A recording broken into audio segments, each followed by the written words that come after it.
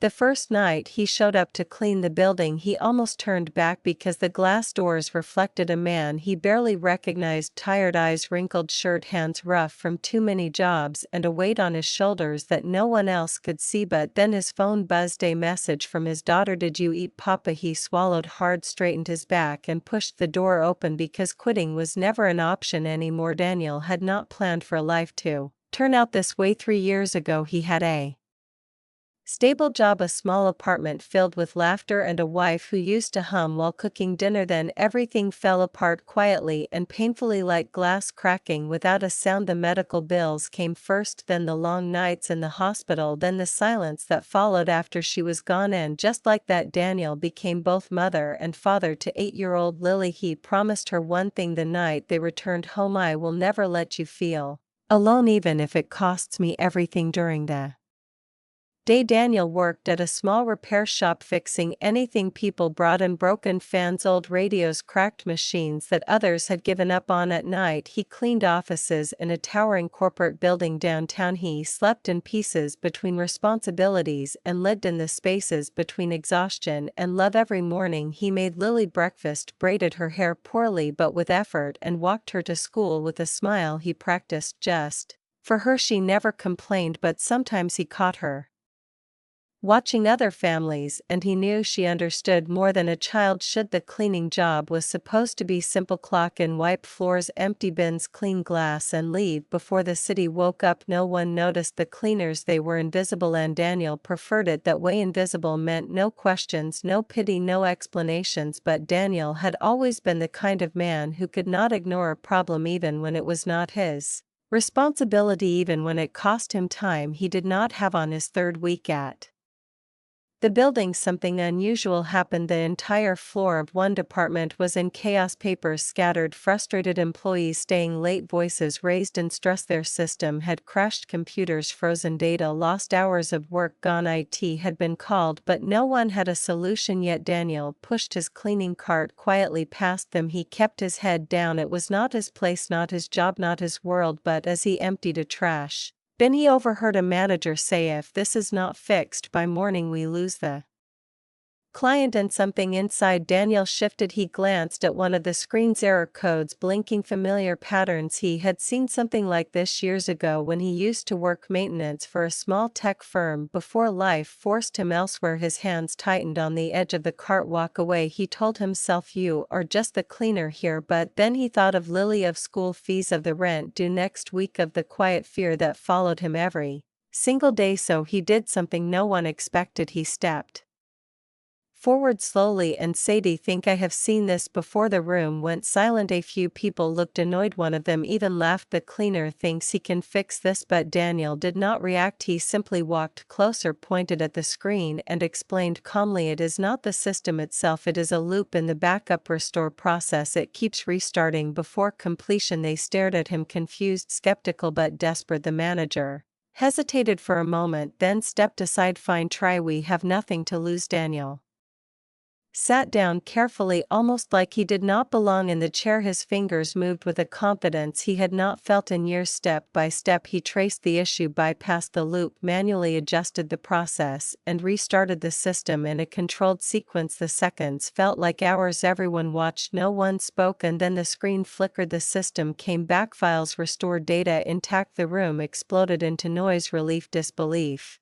Whispers. "Who are you?" someone asked. Daniel stood up quietly, wiping his hands on his uniform. "Just the cleaner," he said softly, but someone had been watching everything from the glass office at the end of the hall. The CEO, Mr. Harris, was not known for coming in late, but that night he had stayed to review reports, unaware that he was about to witness something far more important than numbers. He had seen the hesitation, the courage, and the skill, and most of all he had seen the humility. The next night when Daniel arrived, something was different. He was stopped at the entrance. "Sir, the CEO would like to see you." Daniel froze. His mind raced. Had he done something wrong? Was he in trouble for touching equipment he was not supposed to? His chest tightened as he followed the security guard upstairs. When he entered the office, Mr. Harris looked up from his desk and smiled. "Sit down, Daniel." Daniel hesitated, then sat on the edge of the chair, nervous, unsure. "Why are you working as a cleaner?" Mr. Harris asked calmly. Daniel looked down at his Hans' life happened, he said quietly. There was no self-pity in his voice, only truth. Mr. Harris leaned back, studying him. Do you know what you did last night? You solved a problem my entire team could not fix in hours. Daniel shrugged slightly. I just remembered something from before. Before what? Before everything, Daniel replied. Silence filled the room for a moment. Then Mr. Harris said something that changed everything. I need people who do not walk away from problems, people who step forward even when it is not their job. People like you. Daniel felt something unfamiliar rise in his chest. Hope, but he pushed it down. Hope had disappointed him before. I cannot promise anything easy, Mr. Harris continued, but I can offer you a chance, a real position, training, growth, stability, the kind of future you deserve. Daniel thought of Lily again, of her small hands holding his, of her message asking if he had eaten, of his promise. He looked up, and for the first time in a long time his voice was steady. I will work harder than anyone here, not because I want to impress you, but because I have someone waiting for me at home. Mr. Harris smiled. That is exactly why I am hiring you. The days that followed were not easy. Daniel struggled to adjust to a new environment, new expectations, new responsibilities. He made mistakes, he stayed late, he learned faster than anyone expected. But every night when he came home, Lily would run into his arms and ask, did you fix something today, Papa? And he would smile. Yes. Months passed. Life slowly began to change, not in big dramatic ways, but in small meaningful ones. Better food on the table, less worry in his eyes, more laughter in their home. One evening Lily handed him a drawing. It showed a tall building, a small figure with a cleaning cart, and a bigger figure standing proudly beside a desk. That is you, she said, pointing both of them. Daniel felt his throat tighten because she had seen everything, the struggle, the effort, the journey. He pulled her close and whispered, no matter what job I have, no matter where I stand, I am still the same person, and I will always keep fixing things for you. And in that moment Daniel realized something powerful. It was never about the job, it was never about the title, it was about the courage to step forward when no one expected you. Toto, try when it was easier to stay silent, to believe that even in the darkest moments you still had something valuable to offer, because sometimes the world overlooks the quiet ones, the tired ones, the ones working in the shadows until one day they solve a problem no one else could, and remind everyone that greatness does not come from where you stand, but from what you choose to do when it matters most. The promotion did not change everything overnight. It changed something deeper, something inside Daniel that had been buried under years of survival. For the first time in a long time, he was not just getting through the day, he was building something again. The office still felt unfamiliar, the polished floors, the fast conversations, the quiet pressure of expectations. Some people welcomed him, others did not hide their doubt. To them he was still the cleaner who got lucky once, a man who did not belong in their world. Daniel noticed it in the small things, the way conversations paused when he joined, the way instructions were repeated as if he could not understand, the way his ideas were sometimes ignored until someone else said the same thing. It stung, but he had no time to be hurt, because every evening when he picked up Lily she would tell him about her day with bright eyes and endless energy, and he would remind himself why he kept going. One night as they sat together on the small couch eating dinner, Lily asked a question that stayed with him, Papa, do people ever think you cannot do something? Daniel smiled faintly. Every day. And what do you do? He looked at her carefully. I show them they are wrong. Without saying a word she nodded like she understood more than her age allowed. Then she grinned. Good, because my teacher said I cannot run fast, but I will show her. Daniel laughed softly. That is my girl. At work the challenges grew bigger. He was assigned to assist on a critical system upgrade project, a project that had already failed twice. Deadlines were tight. Tension was everywhere. During meetings Daniel mostly listened. He observed patterns, noticed small gaps in planning, things others overlooked, not because they were not capable but because they were too focused on complex solutions. Daniel had learned something from life. Sometimes the simplest fix is hidden behind complicated thinking. One evening while reviewing reports he noticed a recurring issue, a tiny inconsistency in the way data was being transferred between systems. It seemed insignificant, but Daniel knew small problems often caused the biggest failures. He hesitated. Voices from past doubts echoed in his mind. What if he was wrong? What if they laughed again? Then he remembered Lily's words, "I will show them." The next morning he spoke up during the meeting. There was a pause, a few glances exchanged, but this time Mr. Harris was in the room. "Go on, Daniel," he said calmly. Daniel explained his observation step by step, clear, simple, precise. The room grew quiet, not out of doubt this time, but attention. The team tested his theory. Minutes passed, then someone spoke at work. The issue that had delayed the project for weeks was resolved by a detail everyone else had missed. Something shifted that day, not just in the project but in how people saw him. Respect does not come from titles, it comes from consistency, and Daniel kept showing up. Late nights turned into early mornings, challenges turned into solutions, and slowly the whispers turned into conversations. People started asking for his input, not because they had to, but because they wanted to. An evening, as he packed his bag to leave, a colleague stopped him. "I misjudged you," he said honestly. Daniel shrugged lightly. "Most people do at first." The man smiled awkwardly. "You are different." Daniel paused, then replied quietly, "No, I just had to learn the hard way." When he got home that night, Lily was waiting with excitement in her eyes. "Papa, look." She held up a certificate, first place in the school race. Daniel knelt down,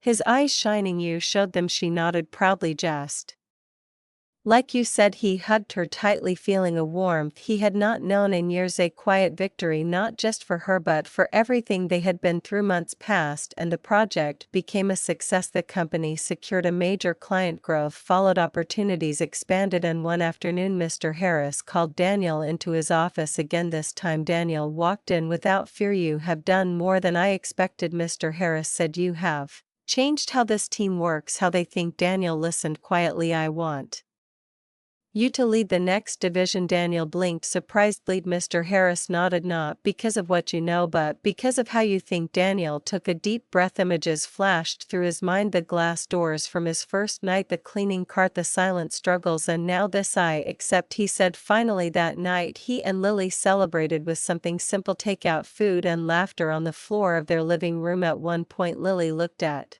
him seriously. "Papa, are we rich now?" Daniel smiled gently. "No." She tilted her head, confused. "We are something better," he said. "What?" "We are okay," and that meant more than anything. Years later Daniel would often stand by the same glass doors where his journey had begun, watching new employees walk in, some confident, some uncertain. Sometimes he would notice the quiet ones, the ones who stayed in the background, the ones no one really saw, and he would make sure to see them because he knew something the world often forgot: potential does not always look impressive at first. It does not always speak loudly. Sometimes it wears a uniform people overlook. Sometimes it pushes a cart through empty hallways, but given a chance it can change everything. One evening as the sun set behind the city, Daniel received another message from Lily, but this time it was different. "I am proud of you, Papa." He stared at the screen for a long moment, then he typed back, "Everything I fixed in this world started with you." And as he stood there, no longer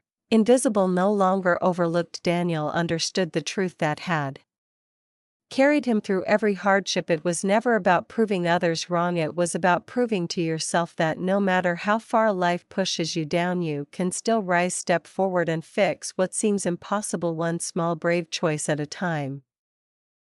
Success did not make life perfect, it simply gave Daniel new kinds of problems, the kind that came with responsibility, the kind that affected not just him but entire teams, people, families, and that weight felt different. The new division was struggling, deadlines were being missed, morale was low, and trust was fragile. The previous leader had left behind confusion more than direction, and now everyone looked at Daniel for answers. The first few weeks were rough. People expected quick fixes, immediate results, but Daniel knew something they did not want to hear: real solutions take time. He spent less time giving orders and more time listening. He sat with employees one by one, not in formal meetings but in real conversations. He asked simple questions: what is not working? What do you need? What would you change? At first people were hesitant and used to being heard, but slowly they opened up. Patterns began to emerge: communication gaps, unrealistic expectations, lack of support, not technical problems, human ones. Daniel had learned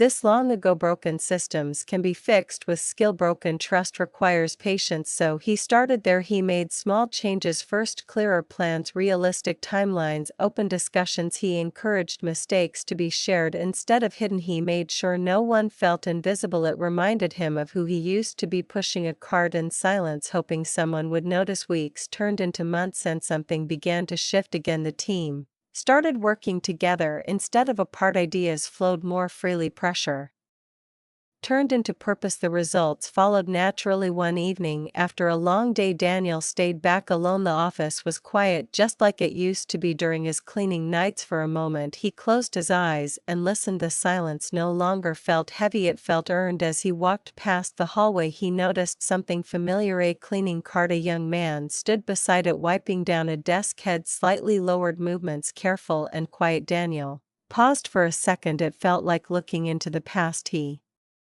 walked over gently. Long night? He asked. The young man looked up, surprised. Yes, sir. Daniel smiled softly. What is your name? Amir. Daniel nodded. Amir, do you like fixing things? Amir blinked, confused. Sir, problems, Daniel clarified. Amir hesitated, then said quietly, I try, but it is not really my job. Daniel's eyes softened. It was not mine either. Once Amir looked at him, unsure what he meant. Daniel glanced at the screen nearby where an error notification blinked. Have you seen that before? He asked. Amir nodded slowly. Yes, it keeps happening, but no one listens when I say something. Daniel took a small step back, giving him space. Then show me what you think. Amir hesitated, fear flickering across his face. What if I am wrong? Daniel smiled. Then you learn, and if I am right? Daniel's voice was calm but firm. Then everything changes. Amir took a deep breath and stepped forward, and in that moment Daniel did not see a cleaner, he saw potential waiting for permission. As Amir began explaining, Daniel felt a quiet sense of pride, not because of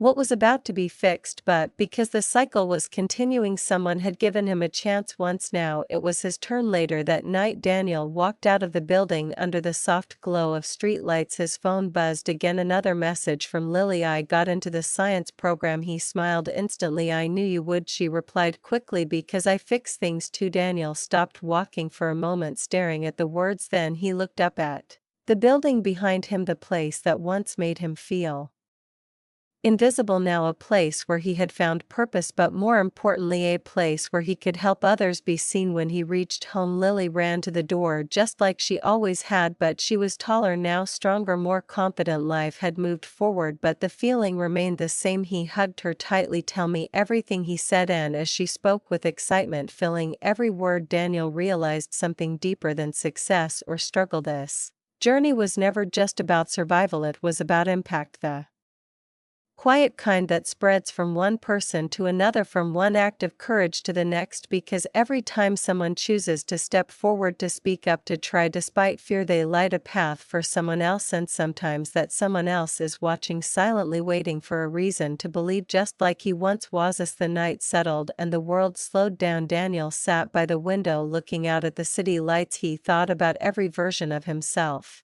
he had been, the man who almost turned back at the door, the father who refused to give up, the worker no one noticed, the problem solver no one expected, and now a leader who understood that true strength is not about standing above others but about lifting them. He closed his eyes for a moment and let the quiet settle around him. Tomorrow would bring new challenges, new problems, new chances to step forward, but he was no longer afraid of them, because he had learned the one truth that carried him through every stage of his life. No matter where you start, no matter how invisible you feel, your moment can come, and when it does, all it takes is the courage to take one step forward and try.